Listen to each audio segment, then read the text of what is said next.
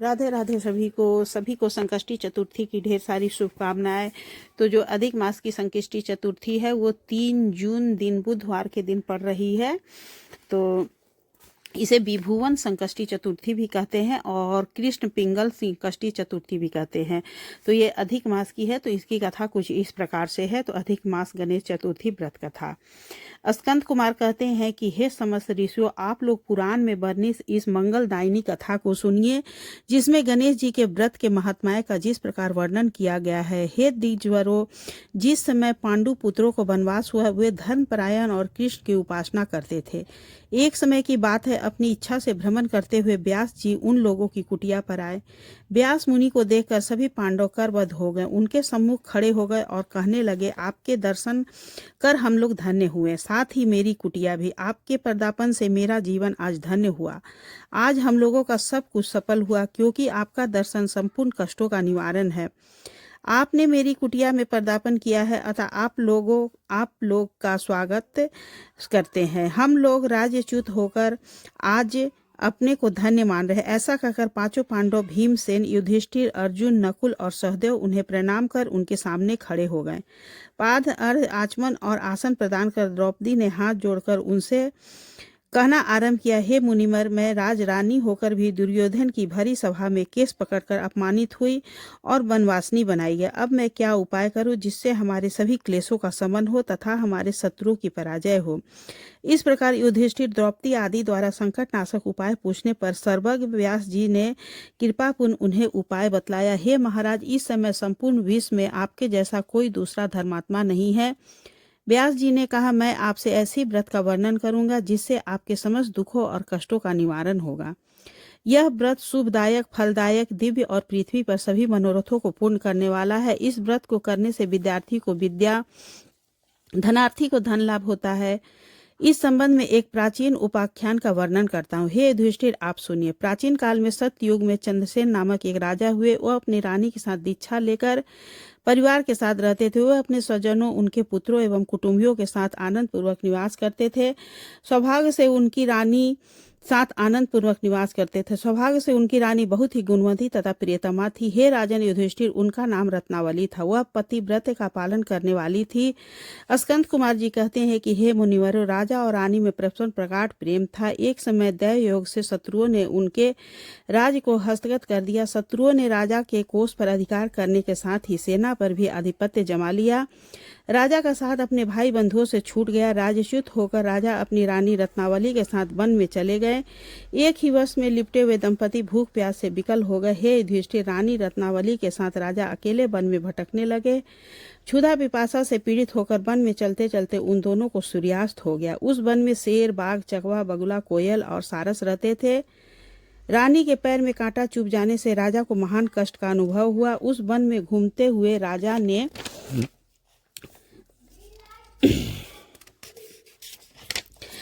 प्रातःकाल महर्षि मार्कंडे को दूर से ही देखा। धीरे धीरे चलकर वहां तक पहुंचे और उन्हें दंडवत किया। उनकी पत्नी ने भी मुनि को बारंबार प्रणाम किया। वन में विराजमान तपस्वी एवं जितेंद्रिय मुनि मार्कंडे जी के से हाथ जोड़कर राजा ने कहा, हे पूज्यवर, मैंने पूर्व जन्म में ऐसा कौन सा पाप किया जिससे मेरी राजलक्ष्मी शत्रुओं द्वारा छीन ली गई। मार्कंडे मुनि ने उत्तर दिया कि हे राजन, आप अपने पूर्व जन्म के वृत्तांत को सुनिए, मैं बतला रहा हूँ। एक बार आखेट के लिए आप गहन वन में चले गए। हिरन, चीते, खरगोश का शिकार करते करते उस वन में रात हो गई और अधिक मास की चतुर्थी आ गई। उस वन में आपने एक सुंदर सरोवर देखा और उसके किनारे लाल रंग की साड़ी पहने हुए नाग कन्याओं को देखा। वे सब गणेश जी की पूजा कर रही थी। यह देखकर आपको बड़ा आश्चर्य हुआ। आपने वहां पहुंचकर बड़ी नम्रता पूर्वक पूछा कि हे स्वर्गगामिनी देवियों, गणेश जी की पूजा कैसे करनी चाहिए, मुझे बतलाइए। हे ललनाओं, इनका प्रभाव बतलाइए, क्योंकि मैं भी पूजन करना चाहता हूँ। नाग कन्याओं ने उत्तर दिया कि आप गणेश जी की पूजा कीजिए, इससे संपूर्ण सिद्धियां प्राप्त होती है और नित्य की ही शांति, पुष्टि, सुख, संतान एवं धन की वृद्धि होती है। राजा ने पूछा कि हे महिलाओं, गणेश जी की पूजा किस महीने में और किस तिथि को करनी चाहिए, इसमें किस वस्तु का दान देना चाहिए, इस पूजन की क्या विधि है, आप मुझे कहिए। नाग कन्याओं ने उत्तर दिया कि हे राजा धीराज, अधिक मास के कृष्ण पक्ष की चतुर्थी को चंद्रोदय होने पर विधि पूर्वक विघ्न विनाशक गणेश जी की पूजा करनी चाहिए। अपनी सामर्थ्य के अनुसार भक्ति भाव से पूजन करे। गणेश जी को पंचामृत से नहलाकर लाल पुष्प चढ़ावे। गंध, धूप, दीप, नैवेद्य, दूब, 2 वह सुगंधित द्रव्य चढ़ावे। घी चीनी से बने हुए 15 लड्डू भोग के लिए बनाए, उसमें से 5 लड्डू गणेश जी को अर्पण करें और 5 ब्राह्मण को दान में दे दे।